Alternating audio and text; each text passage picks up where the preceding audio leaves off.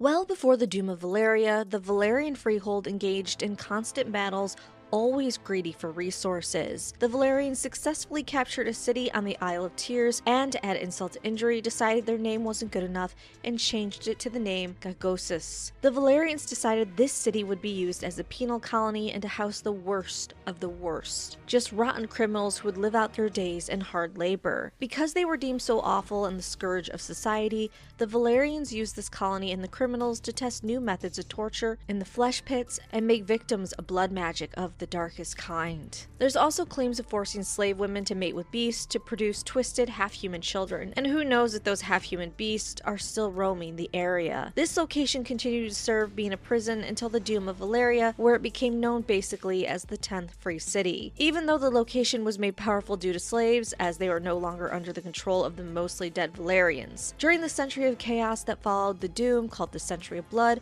the city grew in power through their use of slavery, as notorious as the cities of the Slaver's Bay, and sorcery.